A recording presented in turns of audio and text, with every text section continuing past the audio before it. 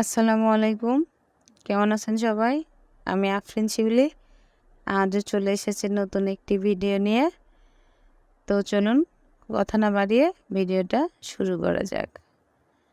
আসলে আমরা যেখানে থাকি বাসার পাশে কিন্তু অনেক সুন্দর খোলা মাঠ আছে। সেখানে কিন্তু অনেক সুন্দর সুন্দর সবজি চাষ করা হয়।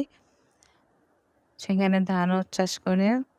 তো আমার মেয়ে যখনই ওর বাবাকে একটু ফ্রি পায়, ওর বাবার অফিস ছুটি থাকে তখনই কিন্তু ওর বাবাকে নিয়ে ওই মাঠে চলে যায় একটু দৌড়াদৌড়ি করার জন্য, একটু ছোটাছুটি করার জন্য।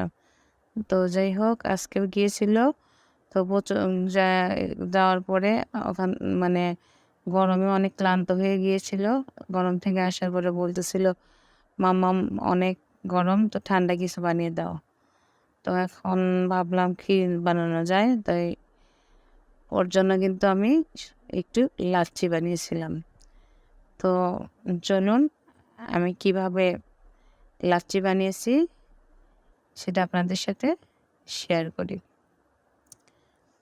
আমি কিন্তু লাচ্ছি বানানোর জন্য 2 কাপ দই নিয়ে নিয়েছি। আমি কিন্তু কাপ দইগুলো ব্লেন্ডারের জারের মধ্যে দিয়ে দিয়েছি এবং এখানে আমি নিয়ে নেব কলা। কলাটাও কিন্তু আমি সুন্দর করে ছিলে দিয়ে দিয়েছি ব্লেন্ডারের জারের মধ্যে। দেখুন,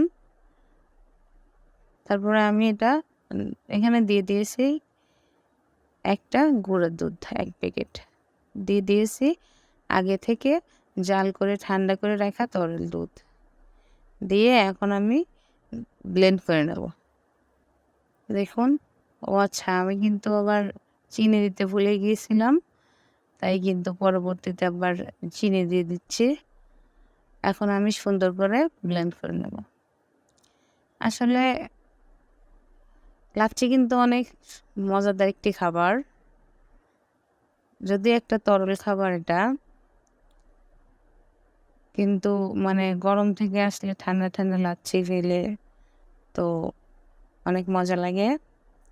দেখুন আমার লাচ্ছিটা কিন্তু প্রায় হয়ে গেছে। দেখুন কত সুন্দর দেখতে লাগছে। এর মধ্যে আমি এখন একটু আইস অ্যাড করব, আবার ব্লেন্ড করে নিচ্ছি। দেখুন এখন কিন্তু আমি পরিবেশন করব। আমার লাচ্ছিটা হয়ে গেছে। এখন আমি একটু আইসের টুকরো দিয়ে দিচ্ছি গ্লাসের মধ্যে। এখন লাচ্ছিটা ঢেলে দিচ্ছি। দেখুন কত সুন্দর ঘন হয়ে গেছে, কত সুন্দর দেখাচ্ছে, আর খেতেও কিন্তু অনেক সুস্বাদু হয়েছে।